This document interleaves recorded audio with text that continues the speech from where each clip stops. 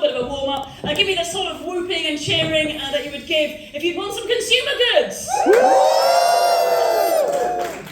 the sort of whooping and cheering you'd give to thank our fire service for the hard work they do.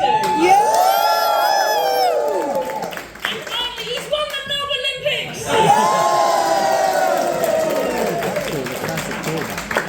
I've invented something I shouldn't have started, haven't I? But spare a thought for this, I'm going to bring on your first act, doing her first ever gig, and very generously and kindly offering to go first, which I think deserves twice as much enthusiasm. So please give her all the love in the world. Whoop, cheer, scream. Welcome to the stage. Your opening act this evening, the fantastic Katie McNamara!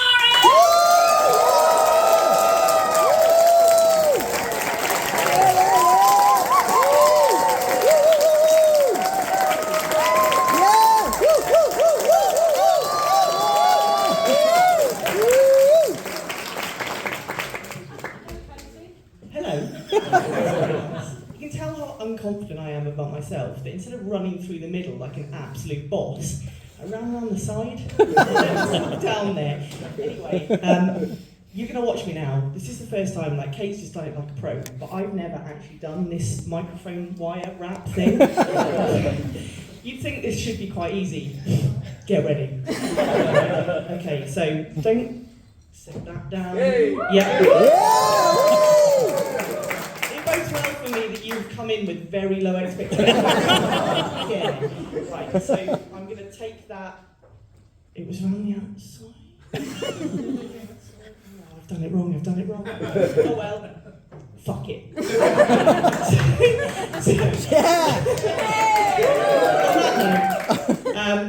If I trip and fall, just tell my mum that I died doing something that I was really fucking terrified of doing. I'll just start by saying, hi guys, everyone do that fake so my name's Katie, I'm 39, I'm a civil servant, so desk chimp for life! I also happen to be very, very, very, very single.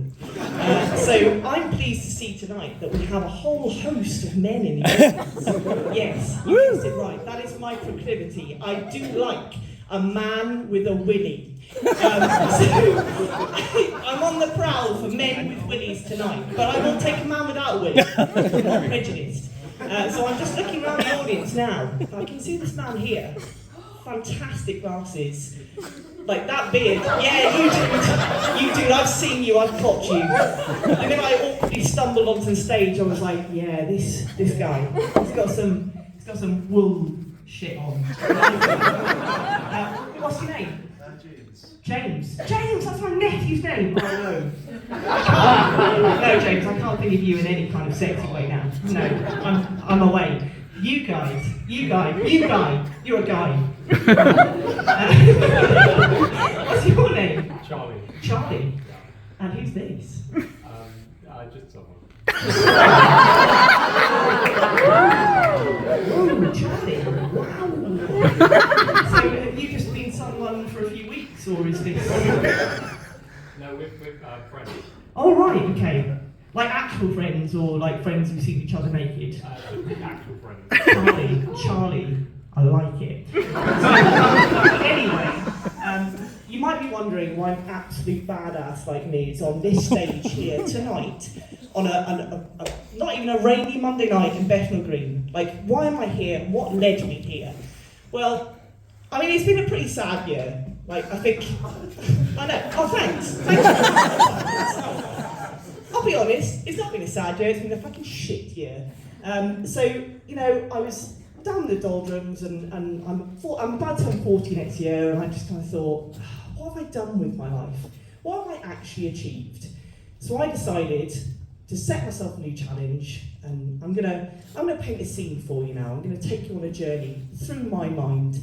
So imagine it's Friday night, right? Just a typical standard Friday night. I'm sat on the sofa. I've got my Boots hair removal kit on my chin, sorry, my top lip and my chin. I'm waiting for Graham Norton to come on. I've been drinking lukewarm wine all night. You know, just kind of like channeling my best Bridget Jones fantasies without actually owning my own flat and borough. Or having any friends. So I'm there and I'm feeling lonely and I'm feeling pretty shit. So I did what any one of us would have done. I drank 2 more bottles of wine and then I cried a lot. And then I hit the internet really fucking hard. So when I say hard, I've seen things that I can't unsee. So when I finished seeing those things that I can't unsee, I then decided that I had to do something with my life. I've got to do something. I've got to do something that scares me. So a drunken fit of terror, I signed up to do a stand-up comedy course. So I did it. I drunkenly signed up, and then the next morning, the reality hit me that I'd actually fucking signed up to do a stand-up comedy course. So it turns out that stand-up comedy is not as easy as I thought it would be. Like, when I signed up to it, I was a bit blasé. I was like, absolute piece of fucking piss. I'm gonna shit all over this in a good way, not a bad way. So, you know, how hard can it actually be? You just, like, you stand up on the stage, you tell a few jokes, you go to the bar afterwards and people are like, oh, you're amazing, I'm gonna buy you a drink. And then the next morning, the producer from Taskmaster on the phone, and then I'm no longer a desk chimp. But it turns out there is actually a lot of hard work involved in comedy, which I had not banked on. So for those of you who haven't drunkenly decided to sign up for a stand-up comedy course, over the last 6 weeks we've been doing, every Monday we meet up and we have really great time, like do exercises in class, and there's homework and all of that kind of stuff. And when I started, I was really jazzed for this. I was really pumped. I'm going to do this. I'm going to smash it. So I started, and my motto was pretty much, I came here to work and slay. And to this point in my preparation, I can assure you, sir, I have slayed. So yeah, it's really fucking hard, mind. So trying to think of something funny. Oh, fuck. Okay, so we did an exercise once about just talking about what you did on the way. Yeah, I've got it. Okay, I'm back in the room.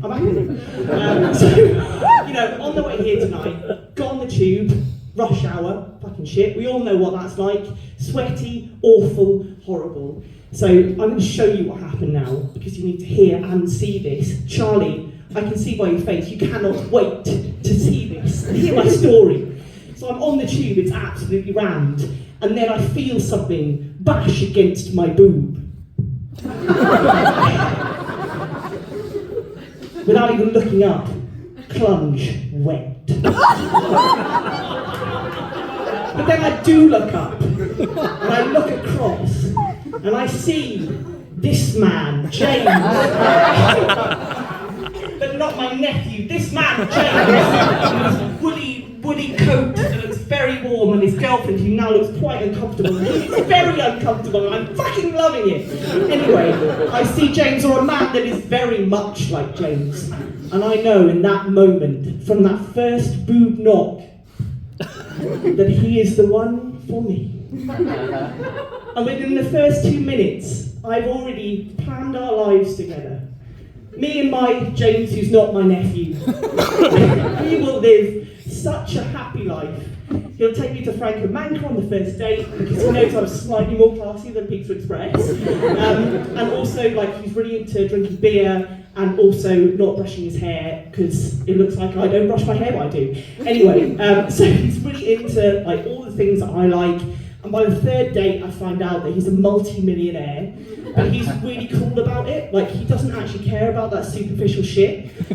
So we get on really well, and I go back to his house in House of Heath. But he doesn't care about money or any of that shit, but the chauffeur drops me off home afterwards, which is awesome.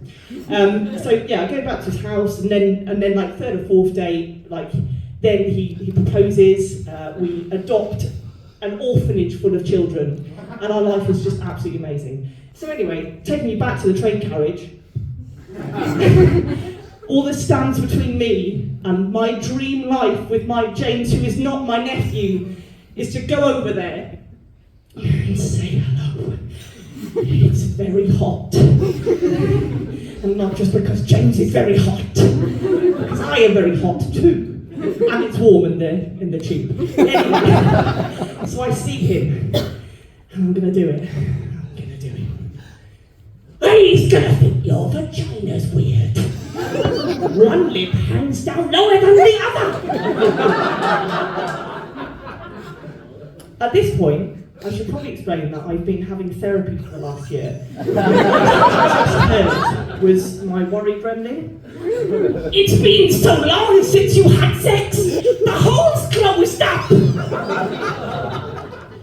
So I think it's entirely normal that we all have this voice in our heads. Like, you know, I can see now, you all have had that voice threatening you that your private parts are basically closed up through inaction. I will hopefully change that tonight. Oh yeah, James, I'm looking at you. Charlie, I haven't forgotten you. I never could. Anyway, so it's entirely normal that worry gremlins, like, my brain is just absolutely rammed with worries. Any bad thought that you could possibly have, my brain has beat you to it, and it's already got there first. I'm kind of, you know, my worry, I'm sure that you all have worries, but my worry gremlin is like so much better than yours, because that bitch does not quit. So anyway, back to the story. I'm just about to make the move through the crowded carriage. I'm getting there, I'm closer. Oh, Charlie, I'm close. Yeah, I'm getting there. I can do this. Right, I'm about to put my hand up on a pole. Your bits are stinking! Did you do a wash this morning? Actually, I think you'll find that my James, who's not my nephew, really likes the natural odours, because he's done like a few wildlife retreats and stuff, so he really likes that. So, I'm just about to get there. I'm going to do this. Your mother sucks cocks in hell! Now come the fuck on! You've taken it too far there. Linda McIntyre's a fucking saint. She hasn't sucked a cock for at least a decade. Also, why are we talking about my mum sucking someone's cock? I want to suck the cock! It's my night! Anyway, so I'm almost there. My arm is up on the pole. Oh my god. My life is fucking awesome. I'm gonna do this. Your breath stinks. No, it's alright. I brushed my teeth this morning. Your breath stinks to high hell! Actually, I mean, I did brush them this morning, so that's been a long time now, so I better, right, well, have I got anything in my bag? I'll just have a look over here. Fuck it.